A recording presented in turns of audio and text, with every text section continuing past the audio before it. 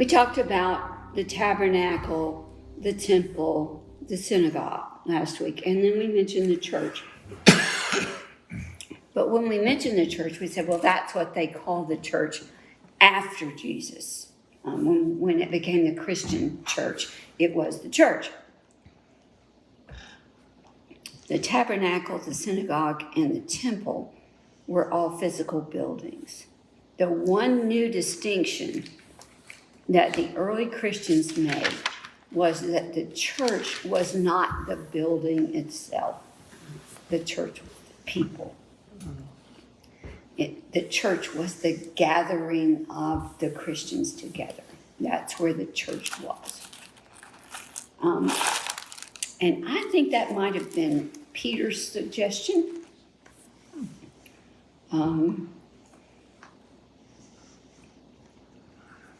So I want to make that clear.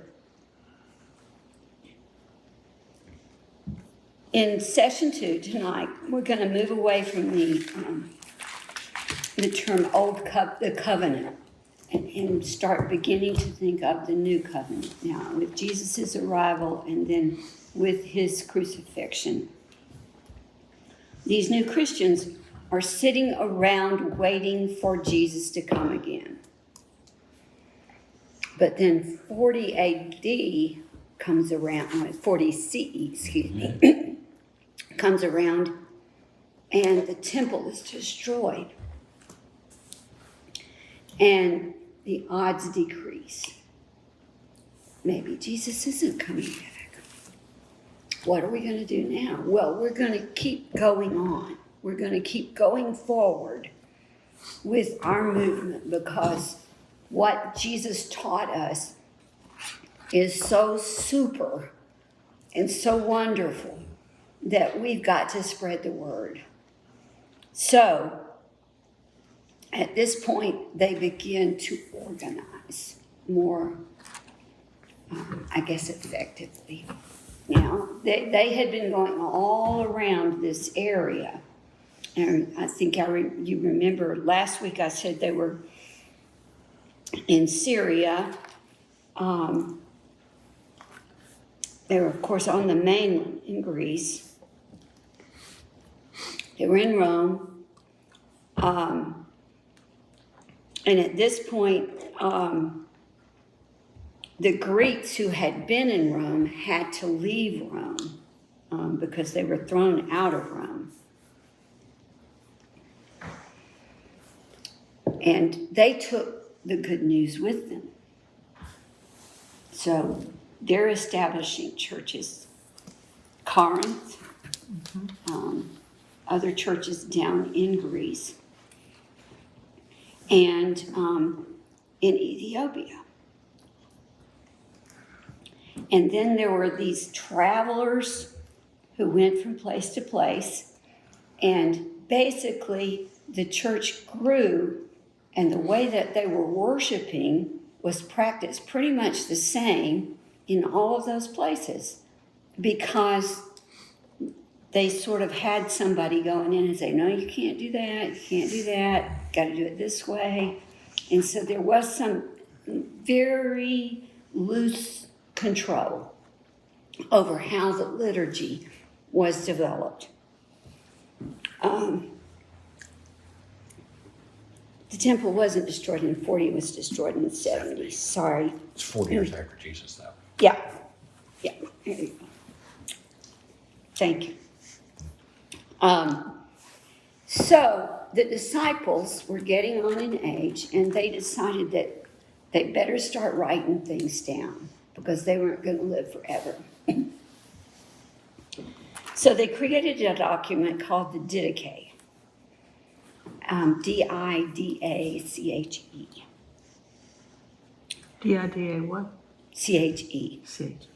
It's called the Lord's Teaching through the 12 apostles to the nations. This was written in the 1st century. Some of it goes on into the 2nd century because there were apostles who were anointed after the first 12. In addition to providing a guide to living the Christian life, it provides specific guidelines for certain rites and other liturgical practices. And I found a complete copy of a translation of the Didache. And I do want to read this because it's quite fascinating that some of this is just right on to what we still do right now concerning baptism. Having first said all these things, baptize in the name of the Father and of the Son and the Holy Spirit in living water. But if you have not living water, baptize into other water. And if you cannot in cold, in warm. But if you have not either, pour out water thrice upon the head into the name of the Father and Son and Holy Spirit. But before the baptism, let the baptizer fast and be baptized, and whatever others can. But you shall order the baptized to fast 1 or 2 days before. Now that's something that's gone by the wayside. I didn't fast before I was baptized. I'm not sure anyone would get baptized. They should be good as If children. somebody told you, I guess I would have. Of course, I was baptized when I was 5 years old. Complete immersion at 5. I was a junior in high school. I was 8 years old. Immersed. And a lot of people would argue with my 5-year-old baptism, saying it wasn't real, but it was. I had a moment standing at my back door, and God spoke to me through a star and said, "You need to get to church," because it was a revival, a church revival, and I was not going. Yeah. Stayed home with Mother, and I turned to Mother and said, "We need to get dressed. God just told me to join the church." So we walked to the church, and I joined the church that night. I was baptized the following Sunday. So it was a call. I mean, I felt it real right then. Good for you. And good for involving your mom. Good for your mom. Well, I didn't want to walk by myself. I can. She said, what? Yeah. Yeah. Okay, going on. Any questions about what they said about baptism? Now, I don't know about the living water. What is living water? I think it might be water that moves. Rivers. Yeah. Concerning fasting and prayer, let not your fast be with the hypocrites, for they fast on the 2nd and 5th day of the week, but fast on the 4th and the preparation day, which is Friday. Neither pray as the hypocrites, for as the Lord commanded, pray the Lord's Prayer twice in the day, 3 times a day, morning, evening, and night. Pretty specific instructions about the Eucharist. Now concerning the thanksgiving, thus give thanks. First, concerning the cup, say, "We thank you, our Father, for the holy vine of David, your servant, which you made known to us through Jesus, your servant. To you be the glory forever. And concerning the broken bread, we thank you, our Father, for the life and knowledge which you made known to us through Jesus, your servant, to be the flour forever. Even as this broken bread was scattered over the hills and was gathered together and became one, so let your church be gathered together from the ends of the earth into your kingdom. For yours is the glory and the power through Jesus Christ forever. But let no one eat or drink of your thanksgiving, but they who have been baptized in the name of the Lord. For concerning this also the Lord said, give not that which is holy to the dogs." So that's what the apostles said. Prayer after communion, it's a long prayer. I'm not going to read all of that, but it is a very touching prayer. This is easily available online if you want to go back and read it. Concerning teachers, apostles, and prophets. Some of this is Yes. very interesting. Whosoever therefore comes and teaches you all these things that have been said before, receive him. But if the teacher himself turn and teach another doctrine to the destruction of this, hear him not. But if he teach so as to increase righteousness and the knowledge of the Lord, receive him as the Lord. Concerning the apostles and prophets, according to the decree of the gospel, thus do. Let every apostle that comes to you be received as the Lord, but he shall not remain except one day, unless there's need, then also the next. But if he remains 3 days, he is a false prophet. And when the apostle goes away, let him take nothing but bread until he lodges. But if he asks for money, he is a false prophet.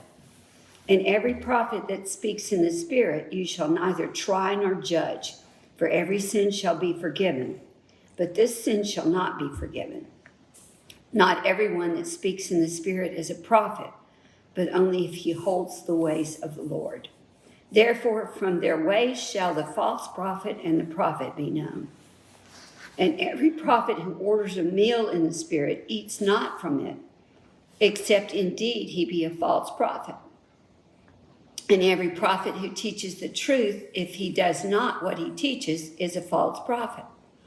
Every prophet proved true, working unto the mystery of the church in the world, yet not teaching others to do what he himself does, shall not be judged among you, for with God he has his judgment. For so did also the ancient prophets. But whoever says in the Spirit, give me money or something else, you shall not listen to him. But if he says to you, give for others' sakes who are in need, let no one judge him. Pretty good truth there. Reception of Christians. Let everyone that comes in the name of the Lord be received, and afterward you shall prove and know him. For ye shall have understanding right and left. If he who comes is a wayfarer, assist him as far as you are able, but he shall not remain with you except for 2 or 3 days. They didn't like people who stayed for a long time. If he wills to abide with you, being an artisan, let him work and eat. If he has no trade, according to your understanding, see to it that as a Christian, he shall not live with you idle. But if he wills not to do, he is a Christmonger. Watch that you keep aloof from such. Support of prophets. Every true prophet that wills to abide among you is worthy of his support. So also a true teacher is himself worthy as the workman of his support. Therefore, of the products of winepress and threshing floor, of oxen and of sheep, ye shall take and give to the prophets, for they are your high priests. But if you have not a prophet, give it to the poor. If you make a batch of dough, take the first fruit and give accordingly to the commandment. So also when you open a jar of wine or oil, take the first fruit and give it to the prophets. And money and clothing and every possession, take the first fruit as it may seem good to you and give according to the commandment. Christian assembly on the Lord's Day. But every Lord's Day gather yourselves together and break bread and give thanksgiving after having confessed your transgressions, that your sacrifice may be pure. But let no one that is at variance with this fellow come together with you until they be reconciled, that your sacrifice may be not profane. For this is that which was spoken by the Lord. In every place and time offer to me a pure sacrifice. For I am a great king, says the Lord, and my name is wonderful among the nations. Christians and deacons. Therefore, appoint for yourselves bishops and deacons worthy of the Lord, men meek and not lovers of money. Despise them not, therefore, for they are your honored ones, together with the prophets and teachers. And reprove one another, not in anger, but in peace. Let no one speak nor hear him anything from you until he repents. But your prayers and alms and all your deeds so do as you have in the gospel of the Lord. And then the last thing they suggest is watchfulness, because they're waiting for Jesus. And they're watching for signs. Then shall the creation of men come into the fire of trial, and many shall be made to stumble and shall perish, but they that endure in their faith shall be saved from under the curse itself. I didn't read all of that, but It's amazing how close it is. I'm impressed with how organized they were at such an early right, Do time. this first and second and Yeah, yes. they're very thorough. Now, in the early church, the first buildings were made of stone. The towers were built for sighting attackers. If there was a tower, it wasn't a phallic symbol like steeples were later on. They were plain buildings. The oldest the oldest evidence we have is a remains at Al-Aqaba in Syria. And I was going to print you a picture and pass it around. But you can see the altar, and you can see that it has several rooms. And for Sunday school classes. maybe. There was a Travelocity thing about at the temple at Al-Aqaba, and it said this was boring. So it was not ornate or elaborate in any shape, form, or fashion. Very Protestant. Yes. Okay. So this document was written by the actual disciples, Yes. and but where does it fall as far as all the other New Testament books of the Bible? Like when do they think this was written? This was written in the 1st century. Early, because they didn't live forever. Right. Yeah. They were Now, adults when Jesus. I'm not sure of the dating. You know, the dating for some of the letters in the New Testament is sketchy. Okay. Well, so there were people who were appointed as apostles that weren't one of the original 12, so it was probably spread over after a while. Yeah. Just like why wouldn't that document almost be incorporated into the New Testament? It Like was with all the not letters? chosen. It was not one of the chosen. I think it was considered, if I recall correctly, but I could be wrong. But it was written after the 4 Gospels we have, wasn't it? John was written, around 70 or so? Or Oh, 90? John was somewhere between 90 and 120. Wow. Now, the first gospel is Mark, and that's right at Right. 70. Right. Okay. Then Mark. Matthew and Luke are in the 80s, and then John comes way later. And this was after those. Yes. Okay. During that, yeah. Would you say that some of this was patterned after what their Jewish synagogue had been? Aha. Yes. I just happened to, that's such a great segue. Thank you so much. Okay, so last week we talked about the communion, the Eucharist being the center of the worship service. And yet they drew upon what they already were doing in a Jewish service. So, this is what a Jewish service looked like, and pretty much what it still looks like, actually. The first thing they do is morning blessings. And on Saturdays, when you go to temple, this is what you will do. There's blessings, and then prayers, readings from the Psalms and the Tanakh. Tanakh. Church, not Torah. Okay, the Tanakh, as I understand it, is a combination of readings from the Torah, wait a minute. Well, it's, yeah, because there's Torah, Nevi'im, and Ketuvim. Yes, yes, Yeah. yes. The Torah, the Netuvim, and the Ketuvim. They're three parts of the scriptures. And they call that the Tanakh. You need to come up with a name. Because it's, the Nevi'im is the prophets, and the Ketuvim is the writings. So it's Right. the law of prophets' writings. Okay. And then the Shema and the Shabbat. And by the way, a lot of this is done by the cantor. And did they sing it? Did they sing it in them? Yeah. No.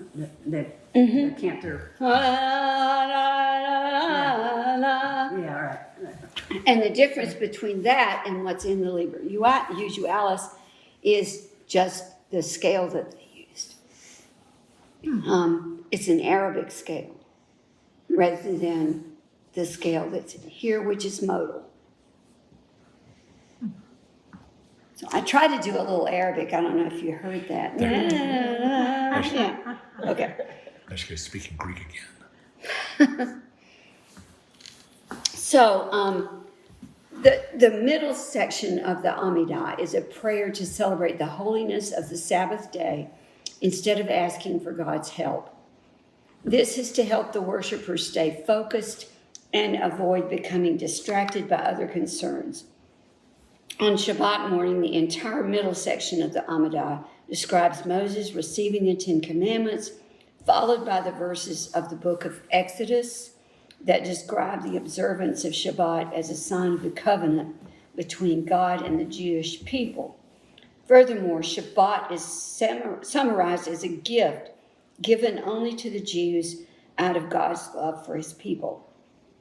It concludes with a blessing, thanking God for sanctifying the Shabbat.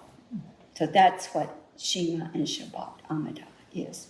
Now, the Sefer Torah reading. The Sefer Torah is the one that you unwrap. The scroll. Okay. And a reading related to the Torah section is shared before the Torah is placed back in the holy place. All right, the final prayer is the Aleinu. Aleinu? I think so. Something like that. It's so hard for me to keep pronunciations. It focuses on the duty to praise God and the hope that one day all human beings will be united in service to God. Boy, we just haven't said it enough, have we?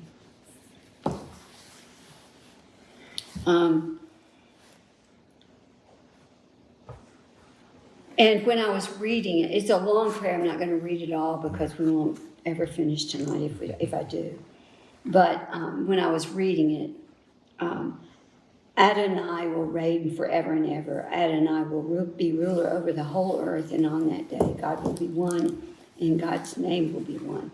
And every time I hear the word Adonai, I think of Bernstein's Chichester Psalms. Have you ever heard the Chichester Psalms about Leonard Bernstein?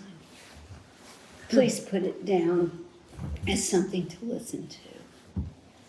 What's it called? The Chichester Psalms by Leonard Bernstein. How do you spell Chichester? C-H-I, Chester, C-H-E-S-T-E-R. C-H-I-C-H-E-S-T-E-R.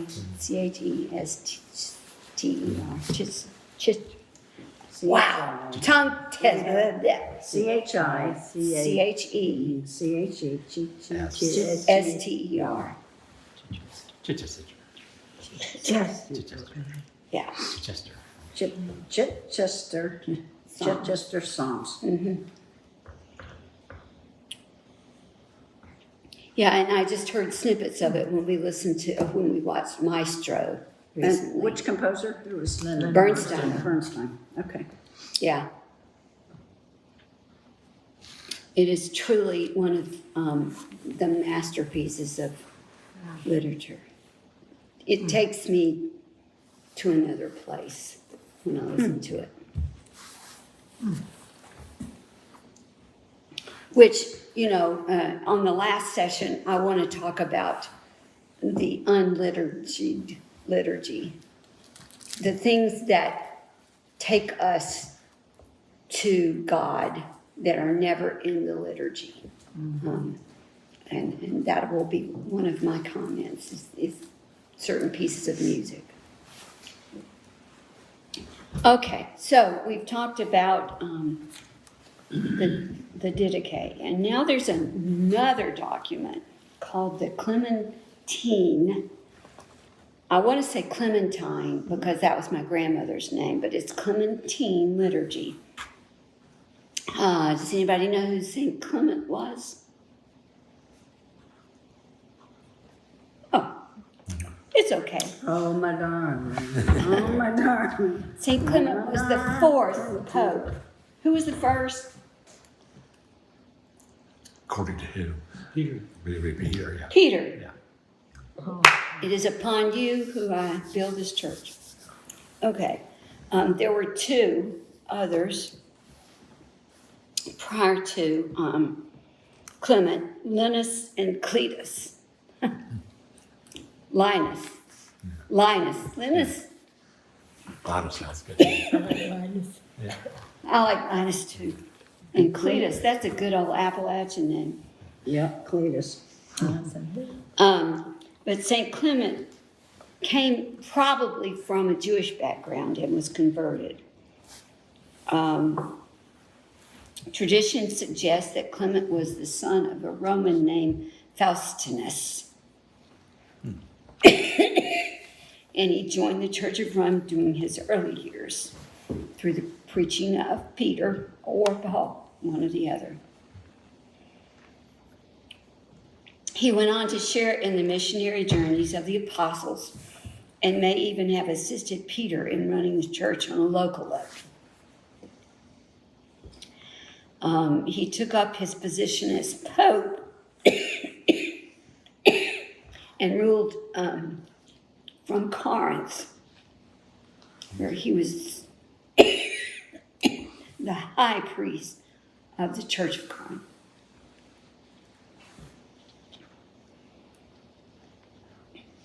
And he decided that there had not been enough written down. So he wrote several letters to his own parishioners. These are not part of the biblical canon, and they've been sort of bastardized through the years. A lot of people say they're fiction.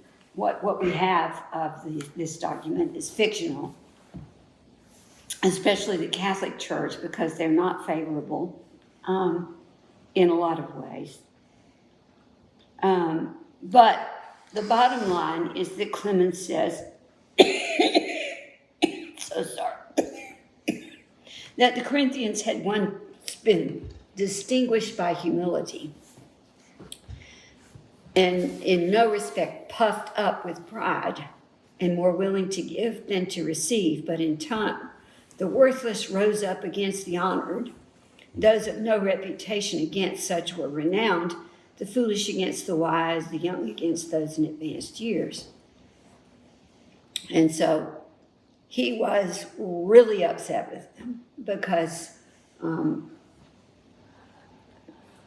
creeping into this wonderful, new, vibrant church based on Jesus' teaching were the old-fashioned, bureaucratic ways that creep in everywhere.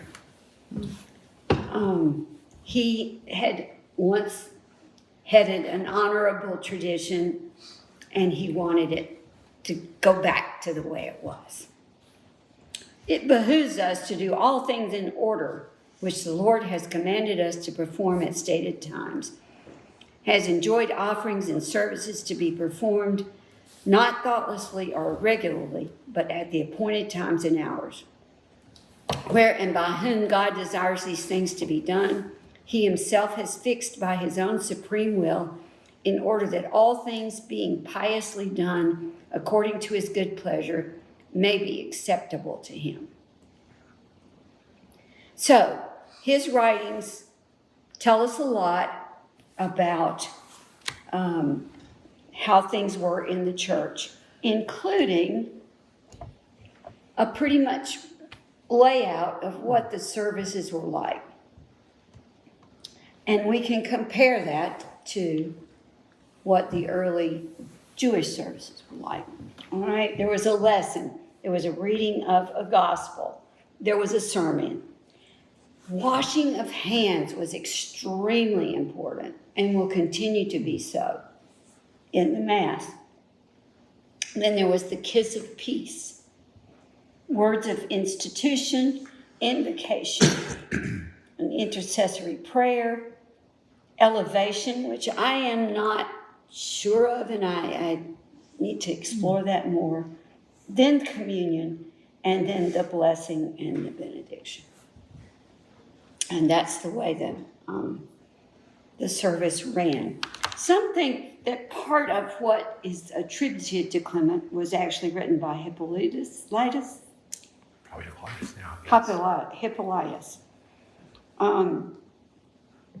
Hippolytus was another one of those little rebels. He probably started one of the first schisms in the church, and he was at odds with the Pope over the issue of the Trinity. There were quite a few of those. This document follows, however, the liturgy of St. Basil and also John Chrysostom.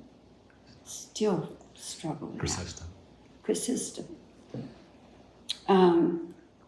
Now, here are just some snippets. It's 72 pages long. I'm not going to read it to you. These are some interesting things that I found that I was like, really? Okay. After baptism, the neophytes first prayed with open hands. The catechumens, which were the ones who were learning about the faith, prayed kneeling. The kiss of peace occurred in the Mass of the Faithful. And if y'all were here last week, so don't know, they made the catechumens leave. They could not partake. They couldn't even be in the building. They locked the doors.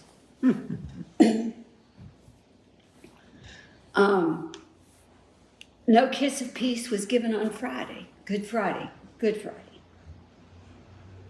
Amen was always said by the people, never by the priest. Those who had lapsed and were sinful prayed prostrate. So that everybody, look at you, what did you do?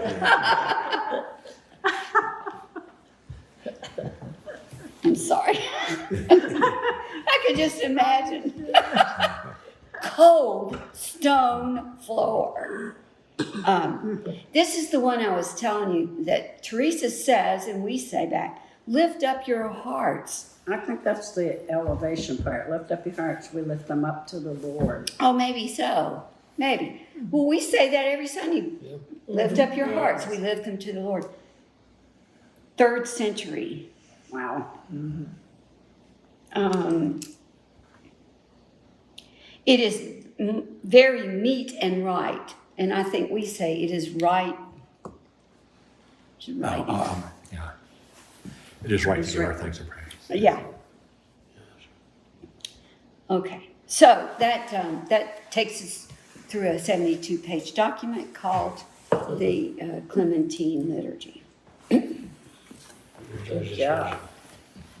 Now, Christianity had spread quite a bit around the Holy Roman Empire. It wasn't called that yet, but in that area. And in 325, they called the first ecumenical conference. They called it a council, and it was held at Nicaea.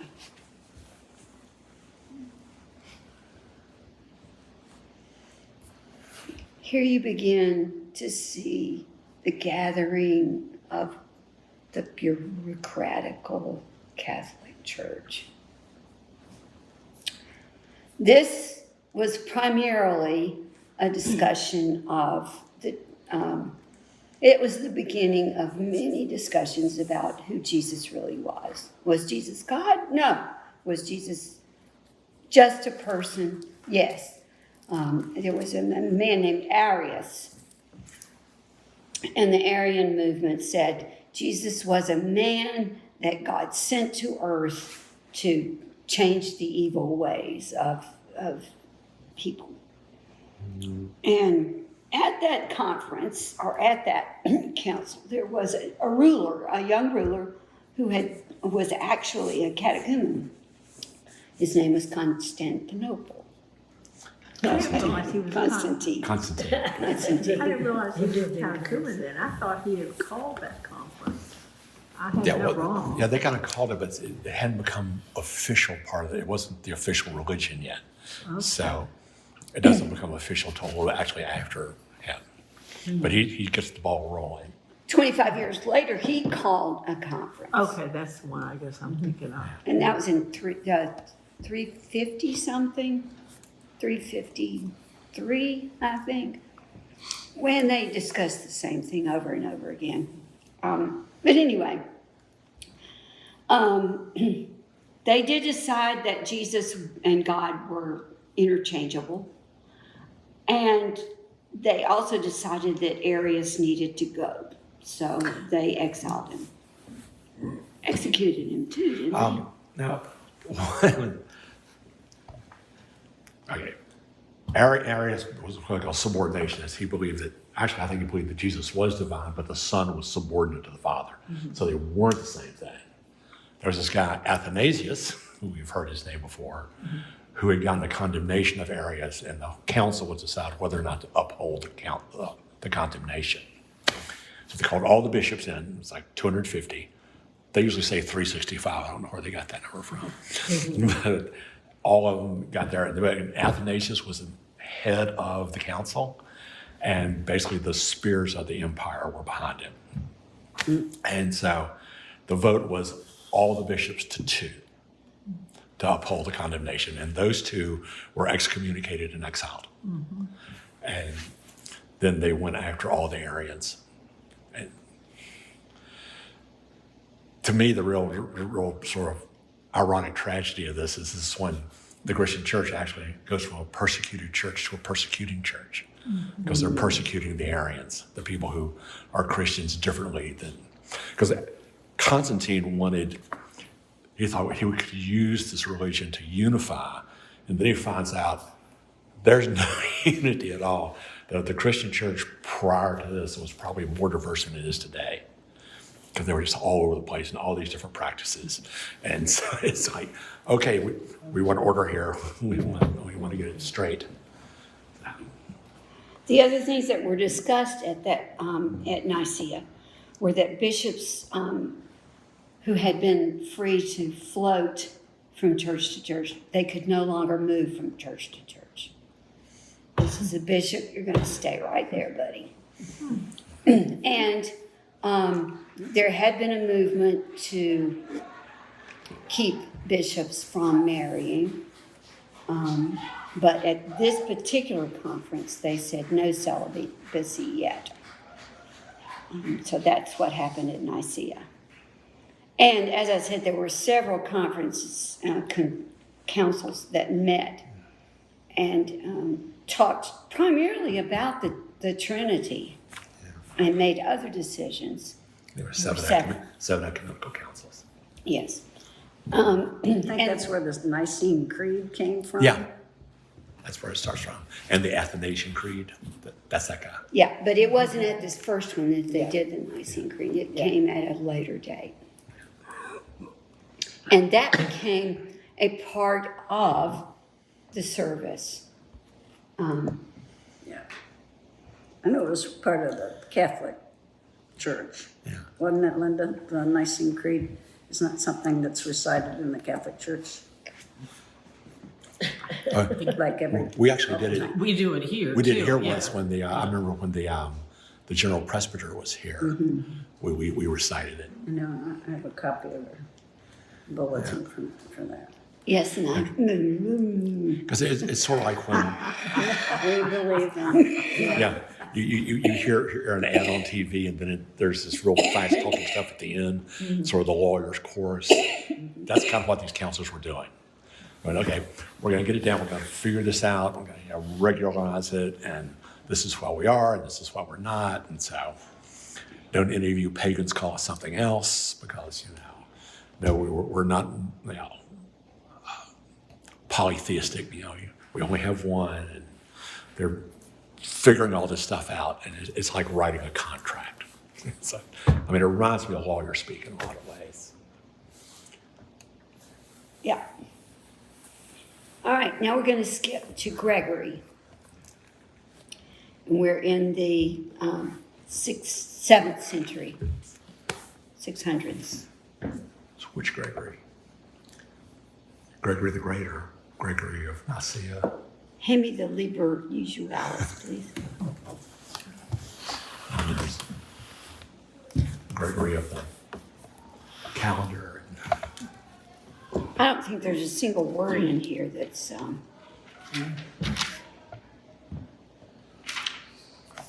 English, is there? Oh, yeah, there is. Okay. I wonder if the ritual is what has kept the whole Christian movement going. Because you repeat something over and over, you're not likely to forget it. And lots of people repeating that. It's really amazing to me that it has lasted this long. I know. The whole Well, people don't pay much attention to it. people what? Don't pay that much attention to it. What they're saying? Don't pay that much attention to it? A lot of I mean, you get 5 people together and say, do you believe this? Do you believe this? Do this? You won't find any unanimity in 5 people. People that attend church every Sunday. You And don't have to that be. doesn't make any difference.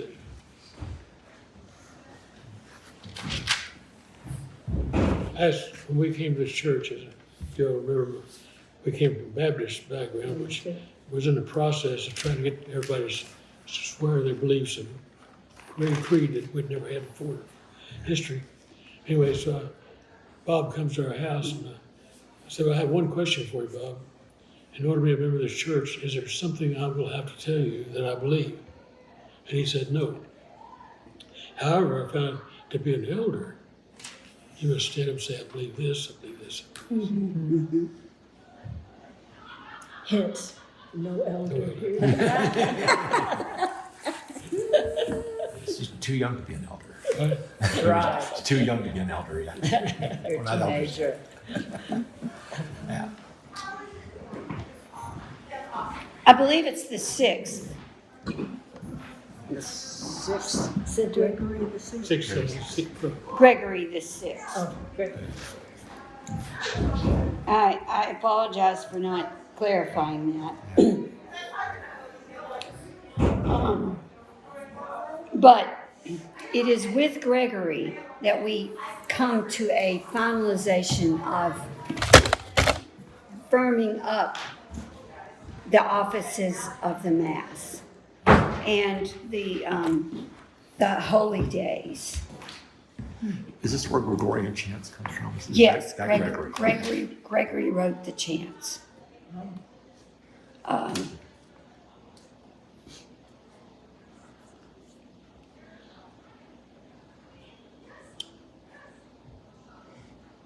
And this edition was Pope Pius X, but it was already in use prior to that. Okay, so what a Mass looks like. Okay,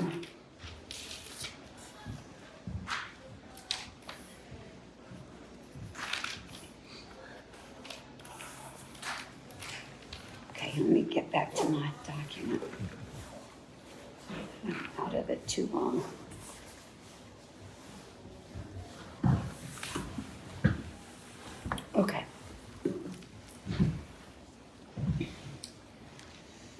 in 509, well, let's say in 600.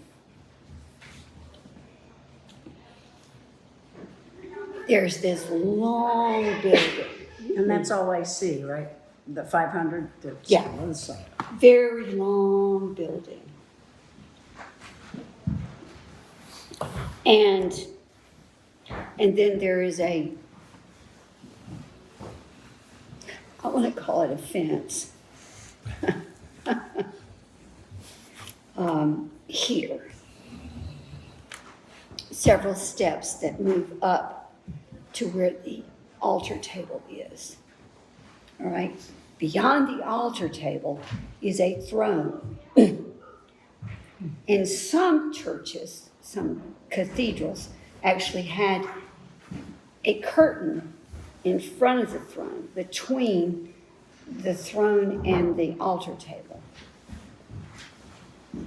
And the priest sat at the throne. Except when he wasn't there, and hence the curtain. Excuse me, I gotta go pee. Sorry. Reverend. Forgive me, Father, I have sinned. Okay, You gotta forgive me. Not me. thank you, It's funny, Father. I read this somewhere. Okay, so the Mass took on a definitive form in that it began with a very formal donning of vestments. And during the donning of vestments, the priest chanted. And while he was chanting, the deacons took the gospel to the altar, and acolytes lit candles. Then the Pope entered singing the introit. That's the first one.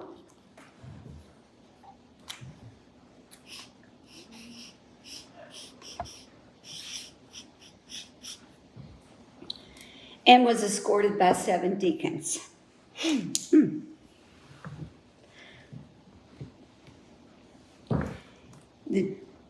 He bowed before the altar table because someone was there to produce sacred bread, which had been blessed at a previous worship service that only included the Pope, the priest, and the bishops.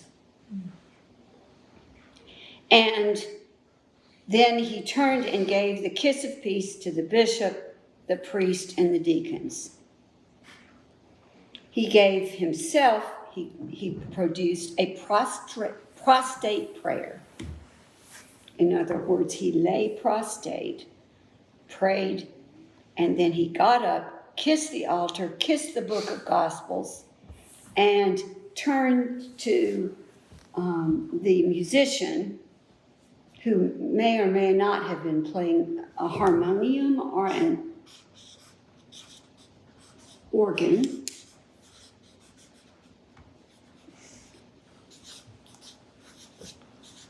Did you say 7 deacons? Deacons. Yeah.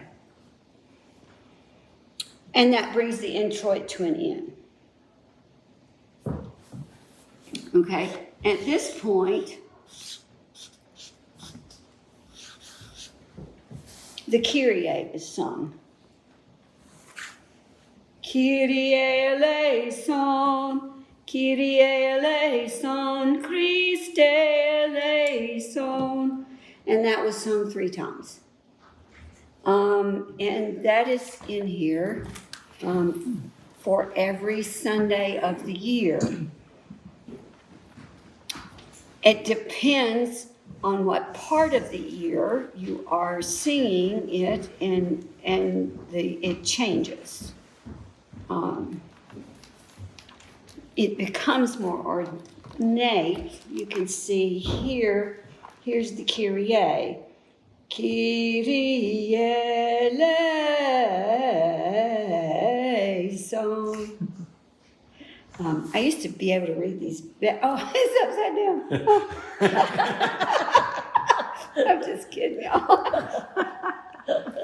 Christ eleison.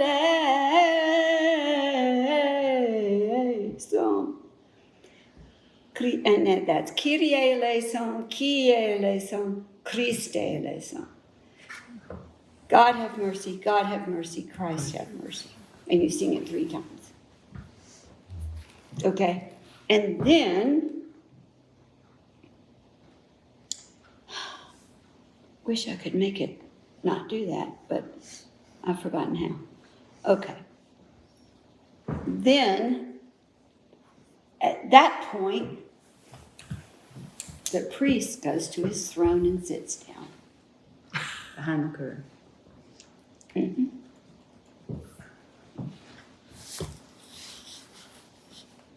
And they must have a cantor. Remember, there was a cantor over here. They have a cantor or a choir, or some of those 7 deacons must have been able to sing, because then they intoned the Gloria. Then there was a greeting.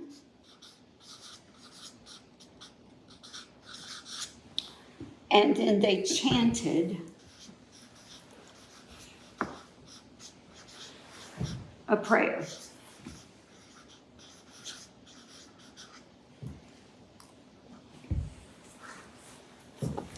Then come the readings.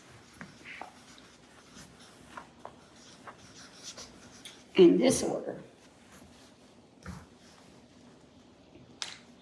A subdeacon, not quite a deacon, but a subdeacon.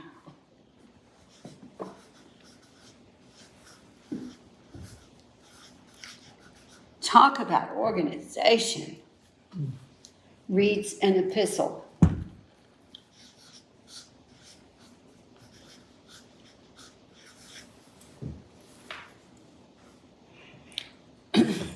One of the schola. Now, you know what a schola is? Yes? Scholar. A scholar, a student. And there are schools attached to all of these cathedrals now, even in the 5th, 6th century. They're already educating them. Sings the gradual.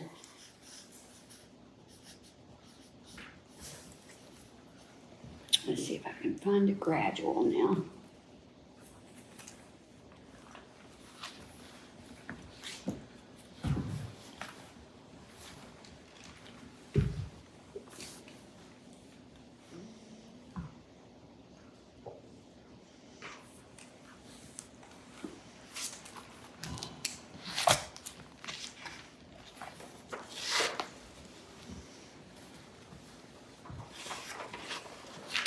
Well, a gradual is just a prayer.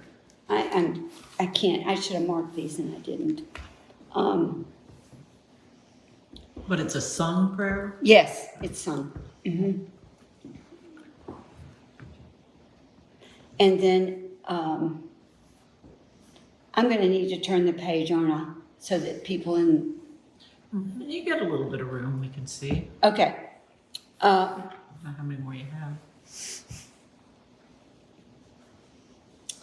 And then at the end of these readings, a deacon begs for the Pope's blessing.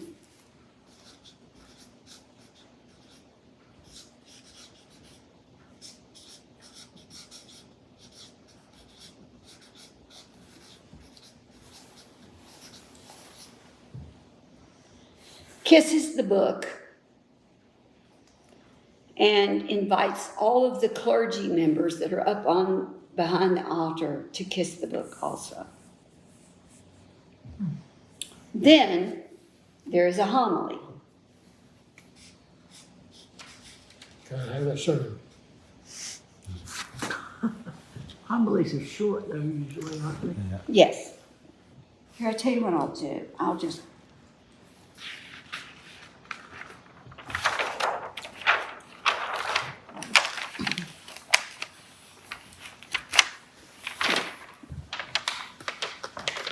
Okay. At this point, the Pope stands back up and greets the congregation. And they begin the ceremony of the Eucharist.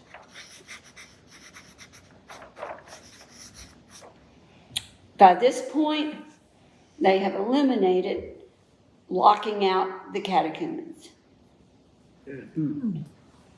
So nobody has to go anywhere. Now, while they're preparing the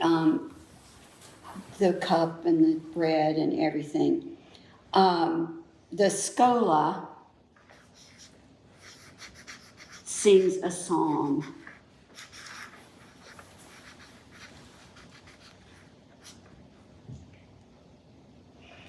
The Pope washes his hands.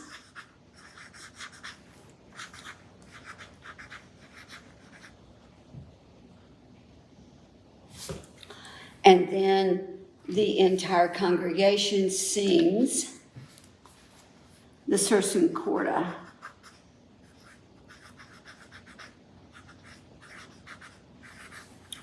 Which is, lift up your hearts, we lift them to the Lord.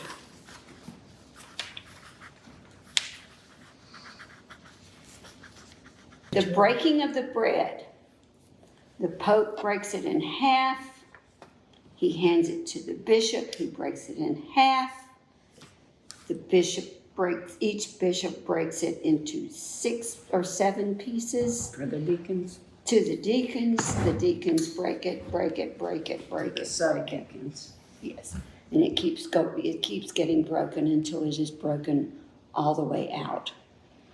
And your bread has been handled by many, That's why the washing of hands. but the rest of them didn't. Now, all of this until the 10th century was done in complete silence. Wow.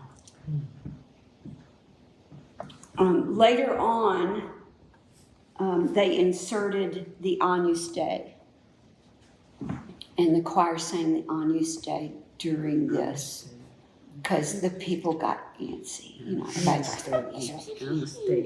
you could just probably hear it because all those cathedrals, you could hear everything. The wine followed in a similar fashion. And it was always accompanied by the singing of psalms.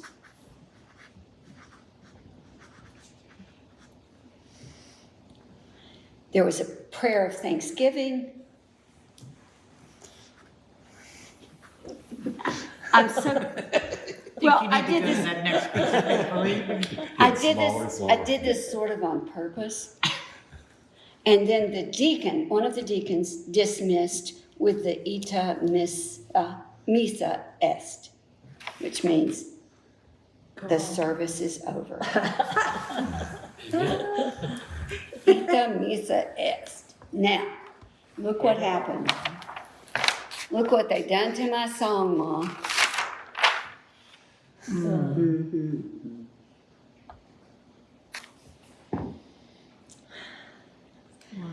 We go from this in the tabernacle to a simple, uncomplicated service Nice. where all the bishops were allowed to hand the wine and the bread to all the people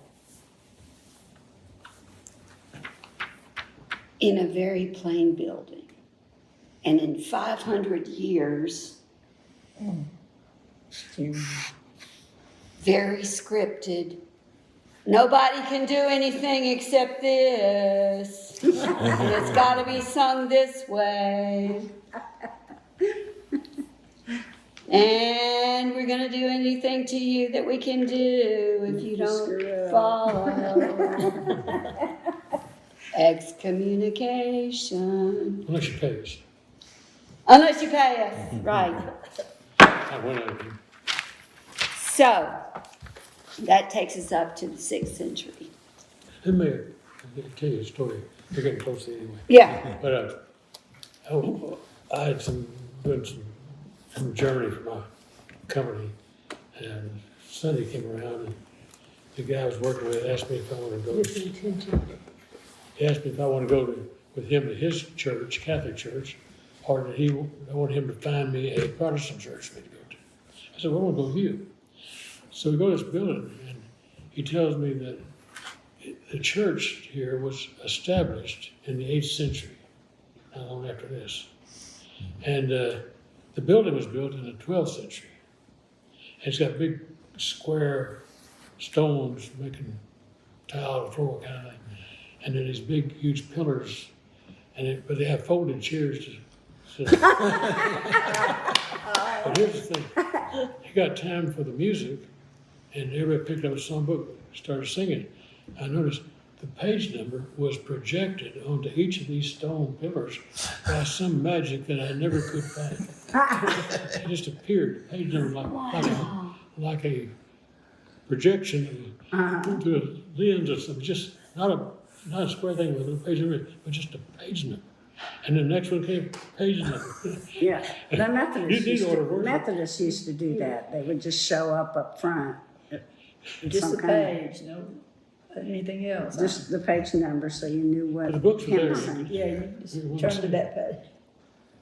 Anyway, just thought I'd put it in. Well, briefly, before we go, any questions about what I've presented tonight? Well, the Pope wouldn't have been at all these services though, would he? I mean, I thought the priest would Is be it the a one. pope or the pope? Well, Maybe there's this lots of was popes. Gregory's service, He was the Pope. Okay. and he was the Pope. But similar services were performed all over. Okay. By lesser By other individuals. folks, yeah. By Yeah, lesser. bishops. Yeah. Yeah. By sub-popes. Sub bishop. Yeah. So did the entire Christian churches all move to this very Catholic Ritual. liturgy, basically? Or were there still some out pockets of? There were some out Early pockets, church. but they didn't survive. Some of them do, the Nestorians. Oh, yeah. I read There- about the there are little Nestorians. groups over, mostly in sort of the Middle East further away. But we don't know about their liturgy. We don't, and so I didn't concentrate on them Write it because, down. They were just in little nests. The Nestorians. yeah. And I'll be too supposed because there's the Great Schism in the 11th century when the Greek and Roman split. And I have a Greek Orthodox hymnal also that I'll be bringing next week. That'd be cool. Are you going to sing in Greek? No, We all sing for you. I think tonight. Yeah, you did a great job. And these chants are so similar to the chants that David does on Sunday mornings. Yeah. And in the old Presbyterian hymnal, they actually have a section in the beginning of the hymnal that showed you how to do that so that the congregation, the entire congregation could sing. I always feel like when David's doing it that we should be chanting back to him. Uh-huh. And And I sort of do, since I know how to chant, I sort of, on Call the Midwife, they have the nurses and the midwife, the nuns. right. And they chant. They show them it, almost every program they'll have them doing Yeah. some of those, like David does. Reminds me of that. The first time I saw chanting was in The Sound of Music. Was when? In The Sound of Music, the movie. Yeah. I'm fascinated by it. If you have not ever listened to Gregorian chant at length, I also recommend that.